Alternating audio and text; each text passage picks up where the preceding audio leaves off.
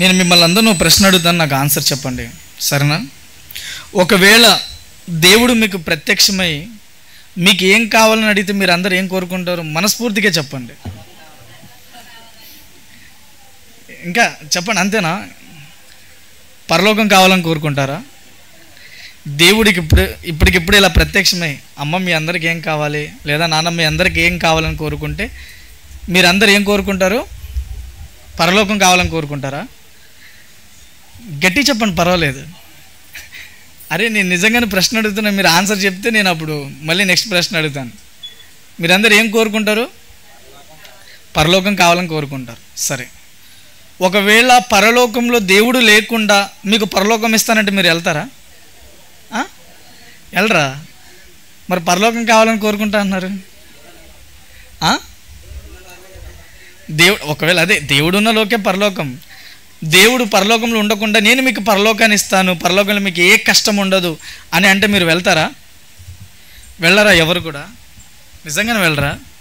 మంచిదండి. ఎందుకంటే దేవుడున్న లోకమే మనకు పరలోకం. ఆయన ఎక్కడున్న భూమి మీద ఉన్న అదే మనకు పరలోకం. అవునా కాదా?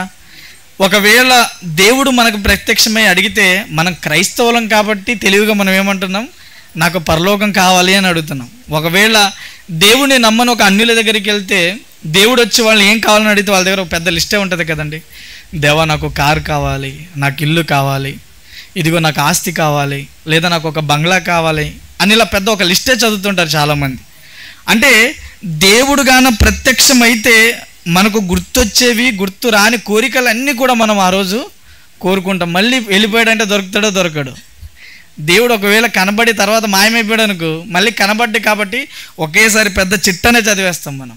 కానీ దేవుడు కనబడినా, లేకపోతే దేవుడు ఒకవేళ మనల్ని వరం కోరుకున్నా, లేదు మనం దేవుని వరం కోరుకున్నా, మనం ఏం కోరుకోవాలంటే, దేవా నువ్వు ఎక్కడ ఉంటావో అక్కడే నేను ఉండాలనుకుంటున్నాను, నువ్వు ఉన్న చోటే నాకు కావాలయ్యా. ఎందుకంటే ఈరోజు మనం అందరం కూడా దేవుని దగ్గర నుండి వచ్చిన వారం, దేవునిలో నుండి వచ్చిన వారం. మనం దేవుడు లేనిదే మనం లేం. నిజంగా చెప్పాలంటే ఆయన దేవుడు దేవుడు అనడం కన్నా తండ్రి అనడమే చాలా బాగుంటుంది. ఎందుకంటే పరలోకమందున్న మా తండ్రి, యేసుక్రీస్తు కూడా ప్రార్థన చేసేటప్పుడు శిష్యులకు ఏమని నేర్పించాడు? పరలోకమందున్న మా తండ్రి, ఆయన మనకు తండ్రి. కాబట్టి ఆ తండ్రిని మనం ఏం కోరుకోవాలంటే, అయ్యా నువ్వు ఎక్కడైతే ఉంటావో అది నరకమైనా పర్వాలేదు, స్వర్గమైనా పర్వాలేదు, నువ్వు ఎక్కడుంటే మేము అక్కడ ఉంటాం, నువ్వున్న చోటే మాకు కావాలి. కాబట్టి బైబిల్లో ఒక భక్తుడు దేవుణ్ణి ఒక వరాన్ని అడిగాడంట. ఏమడిగాడు? దేవుణ్ణి ఒక వరాన్ని అడిగాడంట. ఆ వరాన్ని అడిగిన తర్వాత దానికోసం ఎదురు చూస్తున్నాడంట. ఏం వరం అడిగాడు ఒకసారి చూడండి. కీర్తనల గ్రంథం 27వ కీర్తన 4వ వచనం.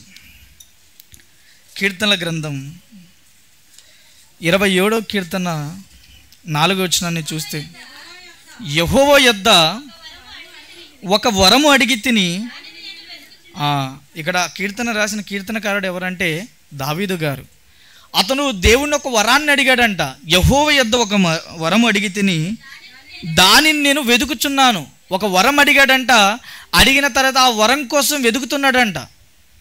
మనం నిజంగా మనకు ఏదైనా దేవుడు ఒకవేళ అవకాశం ఇస్తే మనకు కావలసినవన్నీ అడుగుతాం. కానీ భక్తుడు ఏం కోరుకున్నాడో చూడండి.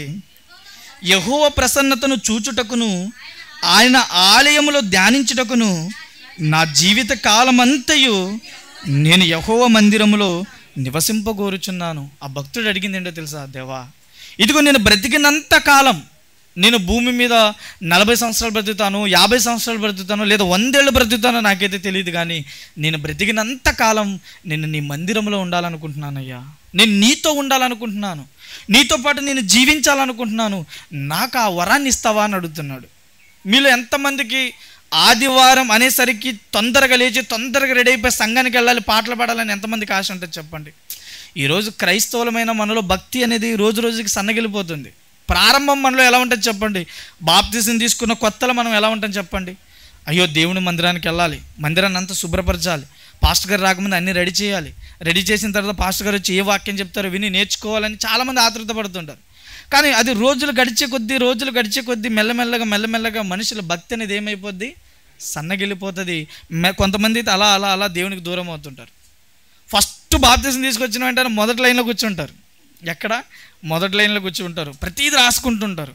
కొద్ది రోజులు అయిన తర్వాత లైన్ షిఫ్ట్ అవుతుంది అనమాట, కొద్దిగా బ్యాక్ సైడ్ వెనక్కి వెళ్తాడు అనమాట. అలా కొద్ది రోజులు అయిపోతే ఇంకా చైర్ మీదకి వెళ్తాడు అనమాట. ఆ కొద్ది రోజులతో ఇంకా అలా వెనక్కి కూర్చుంటాడు, తర్వాత కనబడు. చాలామంది దేవునికి దూరమైన వాళ్ళు ఉన్నారు. దేవుడు మనం దేవుణ్ణి నమ్ముకున్నామన్నది కాదు, మనం దేవుణ్ణి నమ్ముకోలేదు, మనల్నే దేవుడు పట్టి తీసుకొచ్చాడు అనమాట. ఎక్కడో ఏదో పరిస్థితిలో బ్రతికి కనబడిన వాటన్నిటిని పూజిస్తూ లోకంలో కలిసిపోయి నరకానికి వెళ్ళిపోతున్న మనందరినీ ఆయన ఏం చేశాడంటే ఆయన కృప ద్వారా మనల్ని ప్రేమించి మనల్ని అందరినీ ఆయన దగ్గరికి తీసుకొని వచ్చాడు. ఈరోజు నిజంగానే మనం భాగ్యవంతులం, చాలా భాగ్యవంతులం. మీరందరూ చెప్పండి, నేను ఒకటి అడుగుతాను, మీరందరూ దేవుని నమ్మడానికి మీ విశ్వాసం ఏం చెప్పండి? మీకేమన్నా దేవదూత కనబడిందా? లేదా మీకేమన్నా ప్రవక్తలు కనబడ్డారా? లేదా అపోస్తులు ఏమైనా కనబడ్డారా? లేదా యేసుక్రీస్తు వారు ఏమైనా కనబడ్డారా? లేదా దేవుని స్వరం ఏమైనా వినబడిందా? ఏదీ లేదు. మరి మనం ఎలా నమ్మాం దేవుణ్ణి? కేవలం వాక్యం ద్వారే. అందుకే మన విశ్వాసం చాలా గొప్పది. అందుకే దేవుడు మనల్ని చాలా ప్రేమిస్తున్నాడు. నాయన, ఒకప్పుడు నేను ఇశ్రాయేల్ని చాలా ప్రేమించాను రా, వాళ్ళ కోసం నేను దేవదూతలను పంపించాను, ప్రవక్తలను పంపించాను, రాజులను పంపించాను, న్యాయాధిపతులను పంపించాను. కానీ వాళ్ళ అద్భుతాలు, సూచక్రియలు వీటన్నిటిని చూసినా కానీ నన్ను ఏ రోజు దేవునిగా నన్ను వాళ్ళు మహిమపరచలేదు. నేను ప్రతిరోజు వాళ్ళని అడిగేవాడిని, నాయన తండ్రిగా నేను ఒకడున్నాను, నన్ను పూజించండి, నేనే దేవుడిని, నేను తప్ప మరొక దేవుడు లేడు అని నేను చాలాసార్లు చెప్పాను రా. కానీ వాళ్ళు ఎవ్వరు కూడా నన్ను ప్రేమించలేదు. కానీ ఈరోజు మనమందరం చూడండి, మనకు నమ్మడానికి ఏ ఆధారం లేకపోయినా కేవలం ఆయన మాటలు విని మనము నమ్మం. ఇదిగో మనందరికీ తండ్రి ఒక ఆయన ఉన్నాడు. ఆయన ఎక్కడున్నాడు? పరలోకంలో ఉన్నాడు. ఆయన మన గురించి ఎదురు చూస్తున్నాడు. మనం భూమి మీద బ్రతికి మళ్ళీ తిరిగి ఆయన దగ్గరికి వెళ్ళిపోవాలన్న ఆశతో మనమందరం ఉన్నాం కదండి. ఈ ఆశతో మనం ఉన్నప్పుడు ఈ జీవిత కాలంలో కష్టాలు వచ్చినా, కన్నీళ్ళు వచ్చినా, బాధలు వచ్చినా, ఇదిగో మనం చనిపోయే పరిస్థితి వచ్చినా కానీ మనం దేవుని విడిచిపెట్టాం. ఈరోజు ఎవరైనా వచ్చి మీకు దేవుడు కావాలా లేదా మీ ప్రాణం కావాలంటే మీరు ఏం కోరుకుంటారు చెప్పండి? దేవుడే కావాలి. పోతే పోయిందండి ప్రాణం. ఏముంది చెప్పండి? ఈ ప్రాణాన్ని మన కోసం మనం కాపాడుకుంటే దాన్ని పోగొట్టుకుంటామంట. కానీ దేవుని కోసం పోగొట్టుకుంటే దాన్ని మళ్ళీ మనము కాపాడుకుంటాం, రక్షించుకుంటామంట. కాబట్టి అలాంటి భక్తుడు అడుగుతున్నాడు దేవుణ్ణి, అయ్యా ఇదిగో నాకు ఏం ఆశలు లేవయ్యా, ఏదో నాకు సంపాదించాలనో, నేను రాజుగా ఉన్నాను కాబట్టి ఇంకా పెద్ద రాజు అవ్వాలనో, నాకు ఇంకా ఆస్తి రావాలనో, నేను ఇంకా సంపన్నుడిగా ఉండి ఏ కష్టాలు లేకుండా నేను బ్రతకాలనో, ఇలాంటి కోరికలు అయితే నాకు లేవు. కానీ దేవా ఇదిగో నేను బ్రతికినంత కాలం నీ మందిరంలో ఉండాలనుకుంటున్నాను. నీ మందిరంలో వచ్చి నేను కూర్చున్నప్పుడు, నీ మందిరంలో ఉంటున్నప్పుడు అది నేను నీతో ఉన్నట్టుగా నేను ఫీల్ అవుతాను. ఇదో నీతో నేను గడుపుతున్నట్టుగా నాకు ఆనందంగా ఉంటుంది. కాబట్టి దేవా నా జీవిత కాలం అంతా కూడా నీ మందిరంలో ఉండడానికి అవకాశం నాకు ఇస్తావా అని దేవుడు అడుగుతున్నాడు. మనం అలా అడగగలమా చెప్పండి? నిజంగా మనం కూడా దేవా నేను బ్రతికినంత కాలం నీ మందిరంలో నేను ఉండాలనుకుంటున్నానని మీరు అడగగలరా చెప్పండి? అడగాలండి, మనం అందరం కూడా అడగాలి. అందుకే యేసుక్రీస్తు ఒక మాట అన్నారు. ఏమన్నారంటే, దుఃఖపడువారు ధన్యులు, వాళ్ళు ఏమవుతారంట? ఒకసారి చూడండి, మత్తయి సువార్త 5వ అధ్యాయం 4వ వచనం చదవండి. దుఃఖపడువారు ధన్యులు, వారు ఓదార్చబడుదురంట. దుఃఖపడువారు ధన్యులు, వాళ్ళు ఏమవుతారంట? ఓదార్చబడతారంట. దేనికి దుఃఖపడాలి మనం? ఎవరి కోసం దుఃఖపడాలి? ఇదిగో నా పిల్లలకు పెళ్ళిళ్ళు అవ్వట్లేదని దుఃఖపడాలా? లేదా నాకు ఆస్తి లేదని దుఃఖపడాలా? నాకు కష్టాలు వచ్చాయని దుఃఖపడాలా? వీటి కోసం అనట్లేదు ఆయన. మనం ఎందుకు దుఃఖపడాలంటే మన జీవితం అనేది దేవుని కోసం కాకుండా పోతే మనం ఏం చేయాలి? దుఃఖపడాలి. ఇదిగో మన జీవితం అనేది అపవాది చేతిలో చిక్కుకున్నప్పుడు మనం ఏం చేయాలి? దుఃఖపడాలి. మనం దేవుని కోసం సమయం ఇవ్వనప్పుడు మనం ఏం చేయాలి? దుఃఖపడాలి. దేవా నీకోసం నేను బ్రతకాలని ప్రతిరోజు అనుకుంటున్నానయ్యా, కానీ ఏదో విషయంలో నేను తప్పుపోయి, నేను లోకంలో కలిసిపోయి ఇతరులాగా నేను బ్రతుకుతూ నిన్ను సరిగ్గా నేను ఆరాధించలేకపోతున్నాను తండ్రి, ఇదిగో నన్ను క్షమించవా అని మనం ఏం చేయాలి? దుఃఖపడాలి. అలా దుఃఖపడితేనే అప్పుడు మనం ఏమవుతామంట? ఓదార్చబడతామంట. ఎప్పుడు ఓదార్చబడతాం? ఇదిగో మన అన్న వస్తాడు ఒకరోజు, మనల్ని తీసుకెళ్ళడానికి వస్తాడు. మన నాన్న దగ్గర పర్మిషన్ తీసుకొని మన కోసం భూమి మీదకి వచ్చి మనందరినీ తీర్పు తెచ్చి మనం ఆయన కోసం బ్రతికితే ఆయన మనల్ని తీసుకొని వెళ్తాడంట ఇక్కడి నుంచి. ఎందుకంటే ఈ లోకం అనేది మనకు శాశ్వతం కాదు. దీన్ని విడిచిపెట్టి మనం వెళ్ళిపోవాలి. ఇక్కడ మనం ఎంత సంపాదించినా, మనకు ఎంత ఆస్తి ఉన్నా, అవునా కదా చెప్పండి? మన దగ్గర కోట్ల ఆస్తి ఉన్నా కానీ ఉగ్రత దినమందు నీ ఆస్తి నీకు అక్కడికి రాదు, మనల్ని కాపాడలేదంట. కాబట్టి మనల్ని కాపాడేవాడు ఎవరు చెప్పండి? మన అన్నయ్య యేసుక్రీస్తు వారు మనల్ని కాపాడతాడు. ఆయన మన గురించే కదండి ఆయన ఆలోచించాడు. ఇదిగో మనం అందరం పాపం చేసినప్పుడు, త్రోవ తప్పిపోయినప్పుడు తండ్రి భూమి మీద ఉన్న పిల్లలందరినీ చూసి పరలోకంలో కూర్చొని దిగులు పడుతున్నాడంట ఆయన. నాయనా, ఇదిగో నా పిల్లలందరూ నరకానికి వెళ్ళిపోతున్నారా, వీళ్ళందరూ నా కోసం బ్రతుకుతారు కదా, నా దగ్గరికి వస్తారు కదా అని నేను ఎన్నో ఆశలు కానీ, నేను ఎన్నో కలలు కన్నానురా, నేను ఎంతో ఆశపడ్డాను. కానీ ఈరోజు నన్ను కాదని అందరూ నా కళ్ళ ముందే నరకానికి వెళ్ళిపోతుంటే నేను తట్టుకోలేకపోతున్నాను రా అంటే, ఆ కన్నీళ్ళని చూసిన కొడుకు, నన్ను బాధపడకయ్యా, నేను వెళ్తాను, ఇదిగో నా తమ్ముళ్ళ కోసం నేను వెళ్తాను, నా ప్రాణం పోయినా పర్వాలేదు, నా ప్రాణం పోయినా పర్వాలేదు, నేను వాళ్ళ కోసం నేను వెళ్తానంటే, ఒరే నిన్ను కొరడాలతో కొడతారా, పర్వాలేదు నాన్న, నీ మీద ముళ్ళ కిరీటం పెడతారా, పర్వాలేదు నాన్న, నీ మీద ఉమ్ము వేస్తారంటే పర్వాలేదు నాన్న అని నిజంగా తండ్రిని ఒప్పించి ఆయన పడుతున్న బాధని చూసి మన కోసం వచ్చాడు కదండి యేసుక్రీస్తు వారు. అవునా కదా? కేవలం మన కోసమే వచ్చాడు ఆయన. వచ్చిన ఆయన ఏమన్నా సుఖంగా ఉండి సంతోషంగా ఉండి మనకు ఎక్కడైనా కానీ మత్తయి సువార్త నుంచి యోహాను సువార్త వరకు ఆయన పరిచర్య కదా, యేసుక్రీస్తు వారిదే కదా సువార్తలు. ఆ సువార్తలు ఎక్కడైనా సంతోషంగా ఆయన హ్యాపీగా ఎంజాయ్ చేశాడు అన్నట్టు ఒక్క మాట మీరు ఏమైనా చూపించగలరా? లేదండి. పగలు రాత్రి దేవుడి పని ఎలా చేయాలి, తండ్రిని ఎలా సంతోషపెట్టాలి, ఆయన పడుతున్న బాధను చూసి ఆయన కన్నీళ్ళని ఎలా తుడవాలని ఆలోచించాడండి ఆయన. ఏ రోజు కూడా ఏ సుఖాన్ని ఆయన కోరుకోలేదు. సొంత వాళ్ళే దయ్యం పట్టిందన్నారు, పిచ్చోడు అన్నారు, ఇంట్లో నుంచి వెళ్ళిపోమన్నారు, కానీ వాటన్నిటిని ఎందుకోసం భరించాడు చెప్పండి? కేవలం మన కోసం. ఇదిగో నా తమ్ముళ్ళు ఎవ్వరు కూడా నరకానికి వెళ్ళకూడదు, మా తమ్ముళ్ళందరూ నా తండ్రి దగ్గరికి రావాలి, మేమందరం మా తండ్రి దగ్గర ఉండాలి, మేము సంతోషంగా ఉండాలని ఆయన కోరుకున్నాడు. కాబట్టి ఇదిగో మనందరి కోసం తన ప్రాణాన్ని పెట్టడానికి వచ్చిన ఒక మహారక్షకుడు ఆయన. కానీ ఈరోజు మనం ఏమాత్రం కూడా ఆయన కష్టాన్ని కానీ ఆయన త్యాగాన్ని కానీ మనం ఎవరు గుర్తు చేసుకుంటున్నాం చెప్పండి? ఆరాధన అయిన వెంటనే రొట్టె ద్రాక్షరసం తీసుకుంటారు కదా, మనం అందరం కొరింథీ పత్రిక చదువుతాం కదా, అక్కడ ఒక మాట ఉంటుంది, ఏంటి? ఆయన మరణాన్ని మనం ఏం చేయాలంటే జ్ఞాపకం చేసుకుని దాన్ని ప్రచురపరచాలంట. మనం ఏం చేయాలి? ప్రతి ఆదివారం ఆయన మరణాన్ని జ్ఞాపకం చేసుకోవడం అంటే ఏంటి? మరణాన్ని జ్ఞాపకం చేసుకోవడం అంటే ఏంటి? ఇదిగో యేసుక్రీస్తు వారు మన కోసం ఎందుకు భూమి మీదకి వచ్చాడు, ఎందుకు మన కొరకు చనిపోయాడు, వచ్చిన ఆయన ఎలా కష్టపడ్డాడు, వీటన్నిటిని జ్ఞాపకం చేసుకుంటే తినడానికి తిండి కూడా కడుపులోకి వెళ్ళదండి. నిజంగా అంత కష్టపడ్డాడండి మన కోసం. అవునా కదా? అంత ప్రేమను మన మీద చూపించాడు. ఆయనకి మన కోసం ప్రాణం పెట్టేంత ప్రేమను మనం చూపించినప్పుడు ఆయన కోసం మనం ఈరోజు ప్రకటించమా చెప్పండి? ప్రకటించాలండి.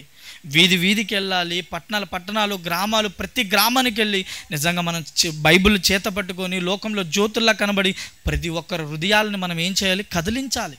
ఈరోజు మీరు ప్రతి ఆదివారం మీరు చేస్తున్న సువార్త పరిచయం నిజంగా చాలా గొప్పదండి. ఏదో స్టేజ్ల మీద కూర్చొని వాక్యం చెప్పి నేను వస్తానంటే అది మాత్రమే సువార్త కాదు.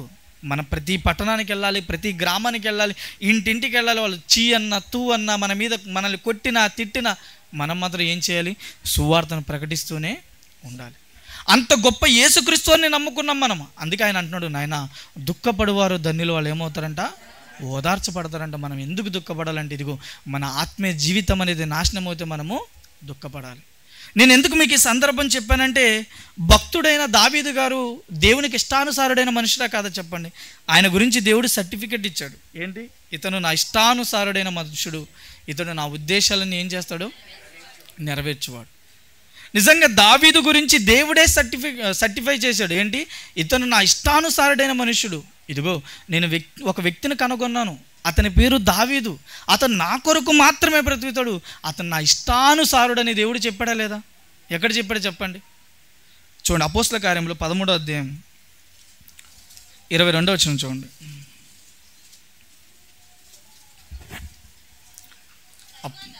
తరువాత అతనిని తొలగించి దావీదును వారికి రాజుగా ఏర్పరచెను. మరియు ఆయన అంటే ఎవరు చెప్పండి? దేవుడు. ఆయన, నేను యెష్షై కుమారుడైన దావీదును కనుగొంటిని, అతడు నా ఇష్టానుసారుడైన మనుష్యుడు, అతడు నా ఉద్దేశములన్నీ నెరవేర్చునని చెప్పి అతని గురించి ఏం చేశాడంట? సాక్ష్యం సర్టిఫై చేశాడంట దేవుడే. దావీదు ఎవరు? నా ఇష్టానుసారుడైన మనుషుడు, నా మనుష్యుడు అని దావీదు గురించి సర్టిఫై చేస్తే, అలాంటి దావీదు ఒక తప్పు చేశాడండి. మీ అందరికీ తెలుసు కదా. నిజంగా దావీదు ఏం చేశాడంటే ఒక తప్పు చేశాడు. దావీదు ఒకానొక ప్రాంతంలో ఒకానొక కాలంలో అలా మేడగది మీద అలా నడుస్తున్నాడంట. అలా నడుస్తున్నప్పుడు ఒక స్త్రీ కనబడిందంట. ఎవరికి? దావీదుకి.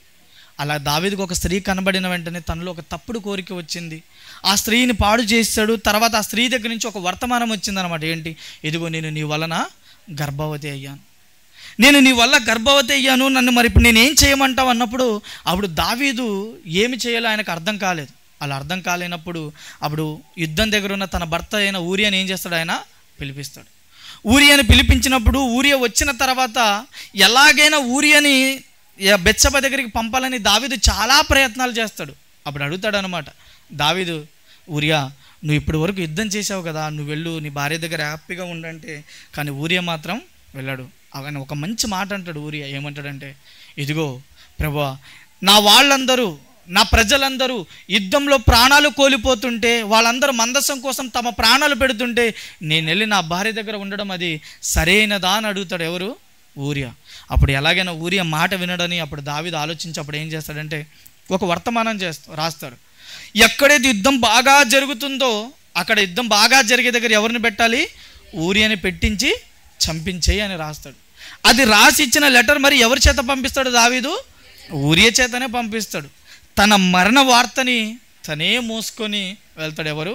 ఊరియా. నిజంగా ఊరియా ఎంత మంచివాడు అండి, నీతిమంతుడు అని రాయబడింది ఆయన గురించి. నిజంగా ఆ లెటర్లో రాజు పంపించిన ఆ ఉత్తరం ఏముందో కొంతమందికి ఆతృత ఉండి సడన్గా ఓపెన్ చేసి చూస్తారు కదండి. కానీ ఊరియా మాత్రం తన మరణ వార్తను తనే తీసుకెళ్ళాడు, అతను యోహాబుకి ఇచ్చాడు. ఎక్కడైతే యుద్ధం బాగా జరుగుతుందో అక్కడ ఊరియాని పెట్టించేశారు. అతన్ని ఏం చేశారు? చంపించేశారు. చంపించిన తర్వాత ఇంకా అయిపోయిందిలే, ఏమీ లేదనుకొని చాలా హ్యాపీగా ఉన్నాడంట. ఎవరు? దావీదు చాలా హ్యాపీగా ఉన్నాడంట. అప్పుడు ఒక ఆయన వచ్చాడు. అతని పేరు ఏంటి? నాతాన్ అనే ప్రవక్త. నాతాన్ అనే ప్రవక్త వచ్చి ఒక కథ చెప్తాడు అనమాట. మీ అందరికీ తెలుసు కదా కథ. ఒక ప్రవక్త వచ్చి ఒక కథ చెప్తాడు దావీదుకి. దావీదు నిజంగా మీ అందరికీ దేవుడు అంటే ఇష్టమా? అవునా?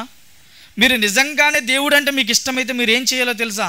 అందరికంటే ముందు మీరే మందిరానికి రావాలి. అందరికంటే మీరే ముందు మందిరానికి రావాలి. ఆరాధన ప్రారంభమైపోయి మీరు పాటలు పాడుతూ ఆయన స్తుతిస్తుంటే ఆయన ఎంత ఆనందపడతాడండి. దేవదూతలే పరిశుద్ధుడు పరిశుద్ధుడు పరిశుద్ధుడు అని గాన ప్రతిగానాలు చేస్తుంటే ఆయన మురిసిపోతున్నాడంట. అలాంటిది పిల్లలుగా మనం చేస్తే ఆయన ఎంత ఆనందపడతాడు చెప్పండి. కానీ ఎన్నో ఆశలతో మనల్ని అందరినీ కన్న తర్వాత మనం అందరం కూడా ఆయన చేతికి రాకుండా పోయినప్పుడు ఆయన చాలా దుఃఖపడ్డాడండి. అందుకే ఆయన ఏమన్నాడు? ఆదికాండం ఒకసారి చూడండి. ఆదికాండం 6వ అధ్యాయం 5-6 వచనాలు. ఆదికాండం 6వ అధ్యాయం 5-6 వచనాలు. నరుల చెడుతనము భూమి మీద గొప్పదనియు వారి హృదయం యొక్క తలంపుల్లోని ఊహంతయు ఎల్లప్పుడూ కేవలం చెడ్డదనియు యెహోవా చూచి తాను భూమి మీద నరులను చేసినందుకు యెహోవా సంతాపము నుండి హృదయములో నొచ్చుకున్నాడంట. ఎక్కడ నొచ్చుకున్నాడు ఆయన? హృదయంలో దేనికి నొచ్చుకున్నాడంట? దేనికి నొచ్చుకున్నాడంట? నరులను చేసినందుకు ఆయన నొచ్చుకున్నాడంట. కేవలం మనిషిని చేసినందుకు, జంతువులను లేకపోతే ఈ ప్రకృతిని, ఈ సృష్టిని చేసినందుకు దేవుడు బాధపడలేదంట. మనుషులను అంటే మనల్ని చేసినందుకు దేవుడు ఏం చేశాడంట? హృదయంలో నొచ్చుకున్నాడంట. హృదయానికి మన భాషలో మాట్లాడాలంటే ఇప్పుడు హృదయానికి నొప్పి వస్తే మనం ఏమంటాం చెప్పండి? ఏమంటాం? హార్ట్ అటాక్ అంటాం. దేవుడికి మనుషుల వల్ల ఏమొచ్చిందనమాట? హార్ట్ అటాక్ వచ్చింది. ఆయనకు గుండెపోటు వచ్చింది. ఆయన హృదయంలో నొచ్చుకొని బాధపడుతున్నాడు. అయ్యో, నా పిల్లల్ని నేను ఎంతో ఆశగా కన్నానే, నా పిల్లల్ని నేను నా చేతులతో చేశానే, చేసిన తర్వాత నా చేతుల మీద వాళ్ళని చెక్కుకున్నానే, కానీ ఈరోజు నా పిల్లలందరూ నాకు కాకుండా పోతున్నారని ఆయన రోజు కన్నీళ్ళు విడుస్తూ బాధపడుతుంటే అప్పుడు దేవదూతలు వచ్చి అడుగుతున్నాయంట, దేవా ఎందుకయ్యా నువ్వు బాధపడుతున్నావు? దేనికోసం నువ్వు బాధపడుతున్నావు? నువ్వు ఎందుకు బాధపడాలి అసలు? నువ్వు అనుకుంటే అందరిని ఒకేసారి రప్పించేయచ్చు కదండి. లేదురా, నాకు అలా రప్పించాలని లేదు. ఇదిగో నా పిల్లలందరూ నా కోసం మనస్ఫూర్తిగా మారి నా దగ్గరికి రావాలన్నదే నా ఆశ, కానీ నా పిల్లలందరూ నా దగ్గరికి రావట్లేదని ఆయన బాధపడుతున్నాడంట. దేవదూతలు అడిగినప్పుడు తన బాధని తన పిల్లలకి చెప్పకుండా ఆయన దేవదూతలకి తన బాధను చెప్పుకున్నాడు. అందుకే యెషయా గ్రంథం 1వ అధ్యాయం 2వ వచనం తెలుసు కదండి. యెషయా గ్రంథం 1వ అధ్యాయం 2వ వచనం చూస్తే యెహోవా మాట్లాడుచున్నాడు. ఎవరితో మాట్లాడుతున్నాడు యెహోవా? ఆకాశమా ఆలకించుము, భూమి చెవియొగ్గుము, నేను పిల్లల్ని పెంచి గొప్పవారినిగా చేసేదిని, వారు నా మీద తిరుగుబడి ఉన్నారా. నిజంగా వాళ్ళు నా మీద తిరుగుబడ్డారు, నా గుండెల మీద తన్నాలనుకుంటున్నారు. ఇదిగో నేను ఎంత ప్రేమించాను నా పిల్లల్ని, అల్లారు ముద్దుగా పెంచుకున్నానే. ఈరోజు తల్లిదండ్రులు చూడండి, తల్లిదండ్రులు నిజంగా తమ పిల్లల్ని ఎంత ప్రేమిస్తారు, ఎంత బాగా చూసుకుంటారంటే చిన్నప్పుడు తల్లిదండ్రులు తిన్నా తినకపోయినా తన కొడుకు బాగుండాలి, తన కూతురు బాగుండాలని ప్రతీది పిల్లలకి దాచిపెట్టి, వాళ్ళు స్కూల్ నుంచి వచ్చిన వెంటనే వాళ్ళ కోసం ఎదురు చూస్తూ దాచిందని తెచ్చిపెట్టి అమ్మ తినమ్మా తినమ్మా అని అంటుంటారు.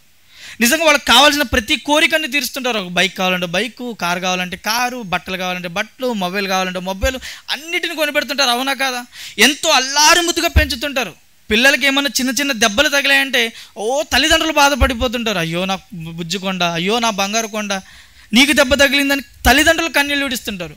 ఇంత ప్రేమగా పెంచిన తర్వాత వాళ్ళు పెద్దయిన తర్వాత ఏ తల్లిదండ్రులు అయితే ప్రేమగా పెంచారో వాళ్ళని ఇంటి నుంచి బయట పడేసి ఏ అనాథాశ్రమంలో పడేస్తే అప్పుడు ఎలా ఉంటుంది చెప్పండి? ఒరే, నువ్వు పుట్టినప్పుడే నిన్ను చంపేసి ఉంటే బాగున్నావు. ఇదిగో ఈరోజు నాకు ఏ అలవాటు అంటే నా ఆశలన్నిటినీ చంపుకొని నువ్వు బాగుండాలి, నీ జీవితం బాగుండాలని నేను ఎంతో ఆశపడ్డానే, నేను అల్లారు ముద్దుగా పెంచుకున్నానే, కానీ ఈరోజు నేను బరువైపోయానా నీకు? ఈరోజు నువ్వు పెద్దోడు అయిపోయిన తర్వాత నీకు చెయ్యి కాలు గట్టిపడిన తర్వాత నీకు నీ కష్టంతో నువ్వు బ్రతుకుతున్నప్పుడు ఈరోజు నేను నీకు బరువయ్యానా? నన్ను నీ దగ్గర నుంచి పంపివేయద్దురా, ఇదిగో నీ ఇంట్లో ఒక మూలనైనా నాకు చిన్న స్థలం ఇచ్చేవా, నేను నీతో ఉండాలనుకున్నాను, నన్ను మాత్రం దూరం చేసుకోకరా అంటుంటారు తల్లిదండ్రులు. అవునా కదా చెప్పండి? దేవుడి పరిస్థితి కూడా అదేనండి. అందుకే తన బాధను ఆయన ఆకాశ భూమితో చెప్పుకుంటున్నాడు. వినడానికి ఒక మనిషి కూడా లేక, ఆకాశమా నా మాట వింటావా, భూమి ఒక్కసారి నా మాట విని నా మాట చెవి యొక్కుతావా?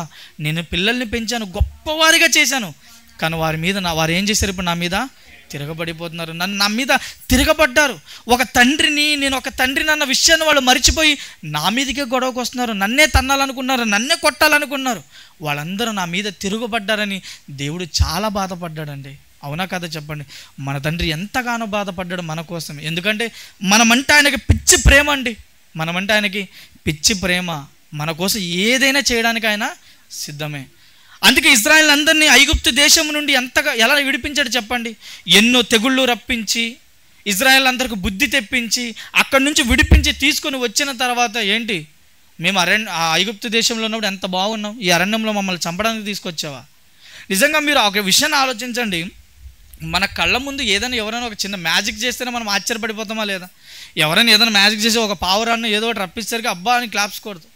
అలాంటిది ఇశ్రాయేల్ కళ్ళ ముందు ఎర్ర సముద్రం అనేది పాయలైపోయి నిజంగా వాళ్ళ మీదకి ఒక చిన్న నీటి బొట్టు కూడా పడకుండా ఆరిన నేలగా చేసి వాళ్ళందరినీ నడిపించినప్పుడు వాళ్ళు ఎంత ఆశ్చర్యపడిపోవాలని, ఎంత భయపడాలండి దేవుడికి.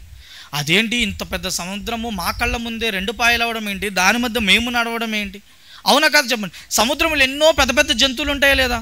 మొసళ్ళు ఉంటాయి, తిమింగలాలు ఉంటాయి, పెద్ద పెద్ద చేపలు ఉంటాయి. కానీ ఆ నీళ్ళని దాటి వచ్చి ఏ చేప ఏమైనా వీళ్ళకి హాని చేసిందా చెప్పండి? ఏమీ చేయలేదు కదా. ఎంత బాగా చూసుకున్నాడండి దేవుడు. వాళ్ళకి మాంసం అంటే పూరడి పిట్టలు, అన్నం అంటే మన్నాని కురిపించి ఎంతో అల్లారముద్దుగా చూసుకున్నారు. కానీ అలాంటి దేవుడిని వాళ్ళు ఏం చేశారంటే చూడండి, రోమపత్రిక 1వ అధ్యాయం, రోమిలకు రాసిన పత్రిక 1వ అధ్యాయం 21వ వచనం చూడండి. రోమిలకు రాసిన పత్రిక 1వ అధ్యాయం 21వ వచనం. మరియు వారు దేవునిని ఎరిగి, వాళ్ళకి దేవుడు తెలుసంట, దేవుణ్ణి ఎరిగారంట వాళ్ళు. మరియు వారు దేవుణ్ణి ఎరిగి ఆయనను దేవునిగా మహిమపరచలేదు, కృతజ్ఞతాస్తుతులు కూడా ఆయనకి చెల్లింపలేదంట. కృతజ్ఞతాస్తుతులు కూడా చెల్లింపలేదంట దేవుడికి. అయ్యా నువ్వే కదా మా కోసం ఎంత కష్టపడ్డావు, ఇదిగో ఐగుప్తు దేశంలో ఉండి ఎన్నో కష్టాలు పడుతున్నప్పుడు, ఎన్నో ఇబ్బందులు పడుతున్నప్పుడు మమ్మల్ని అక్కడి నుంచి విడిపించి తీసుకొచ్చావు కదా, అది నువ్వే కదా అని ఆయన కృతజ్ఞతాస్తుతులు చెల్లించడం మానేసి ఆయన ఏం చేస్తున్నారంట, ఆయన్ని దూషిస్తున్నారంట. దేవుడిని అసలు పక్కన పెట్టేశారంట. మీకు ఇలా చెప్తే అర్థం కాదు, మీకు ఒక కథ చెప్తాను, బాగా వినండి. మనందరికీ కథలంటే ఇంట్రెస్టే కదండి. ఇది కథ అనుకోకుండా యథార్థ కాదని అనుకోండి. మీకు ఒక మంచి విషయం చెప్తాను, బాగా శ్రద్ధగా వినండి. మీకు ఎవరికి బోరు కొట్టట్లేదు కదా, మీకేమన్నా నిద్ర వచ్చినా లేకపోతే చిరాకు అనిపించినా చెప్పండి, ముగించేస్తాను. ఒక 10 నిమిషాలు ముగించేస్తాను. ఒక ఊరిలో ఒక తల్లి ఉందంటండి. ఒక ఊరిలో ఒక తల్లి తనకు ఒక్కగానొక్కతే కుమార్తె ఉందంట. ఒక తల్లికి ఒక్క కుమార్తె ఉందంట, భర్త లేడంట, ఆవిడ విధవరాలంట. నిజంగా తన కూతుర్ని ఆవిడ ఎంత బాగా పెంచింది అంటే, ఆవిడ రోజు చేసే పని ఏంటంటే ఆ ఇంటికి వెళ్ళడం, ఈ ఇంటికి వెళ్ళడం, గిన్నెలు తోమడం, వాళ్ళ ఇంట్లో వంట వండడం, మాఫ్ పెట్టడం అంటారు తెలుసు, స్టిక్ పెట్టడం, ఇంట్లో పనులన్నీ చేసి వాళ్ళు ఇచ్చే ఆ 100-200 వాటిని అన్నింటినీ సమకూర్చి తన కూతురు కోసం అలా దాచి తన కూతురుని అలా చదివిస్తుందంట. అలా బాగా చదివిస్తున్నప్పుడు ఆ కూతురిది 10th అయిపోయిందంట. 10th అయిన తర్వాత తను ఇంటర్కి వెళ్ళాలనుకుందంట. ఇంటర్కి వెళ్ళాలన్నప్పుడు ఆ ఊర్లో 10th వరకే ఉందంట. అప్పుడు కాలేజ్ జాయిన్ చేయాలనుకున్నారంట.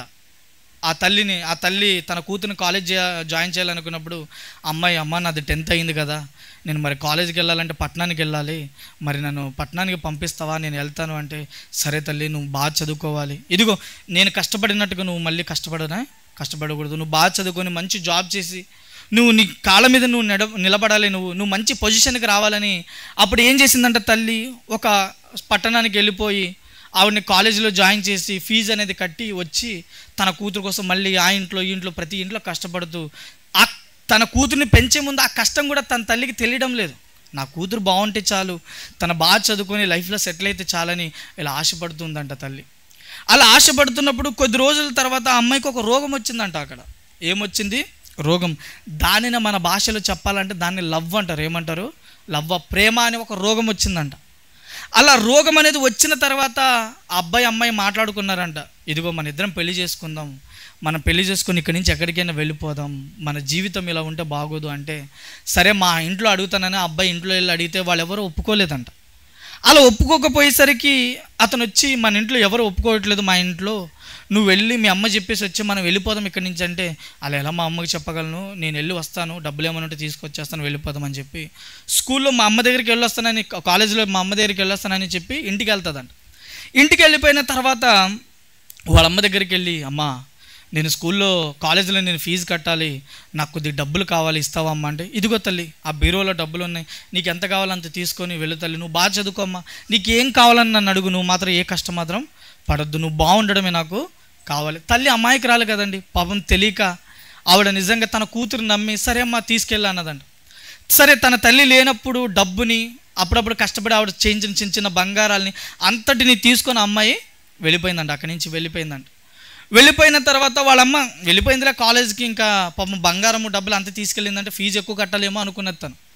అలా అనుకునేసరికి ఇంకా చాలా రోజులైన తర్వాత కాలేజ్ దగ్గర నుంచి ఒక ఫోన్ వచ్చిందంట, ఏమ్మా నీ కూతురు ఇంకా పంపవా, ఎగ్జామ్స్ అనేవి దగ్గర పడుతున్నాయి, ఇంకా పంపకపోవడం ఏంటంటే ఒక్కసారిగా తల్లి షాక్ అయిందంట.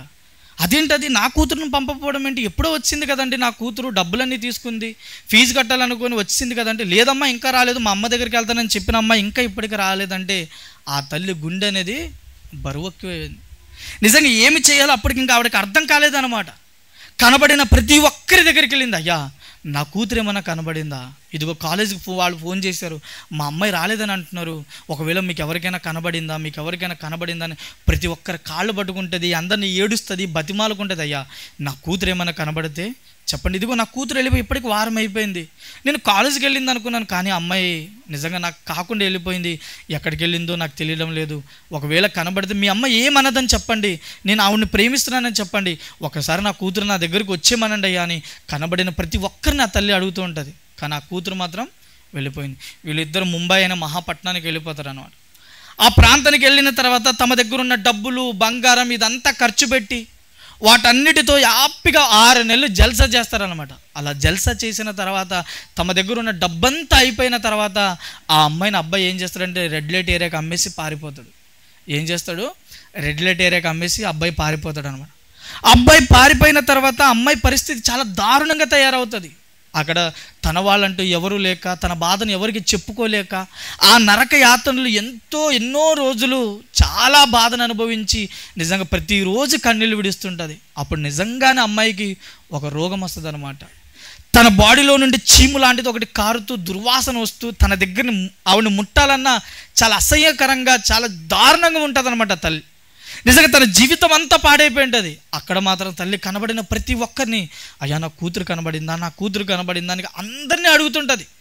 ఆ ఊరిలో ఈ వ్యక్తిని అడగలేదు అనడానికి లేదు, ప్రతి ఒక్క వ్యక్తిని కనబడిన ప్రతి ఒక్కరిని అడుగుతుంటుంది, అయ్యా నా కూతురు కనబడితే చెప్పండి, ఇదిగో నీ తల్లి నీ కోసం ఎదురు చూస్తుంది. ఆవిడకి నీ మీద ఏ కోపం లేదు.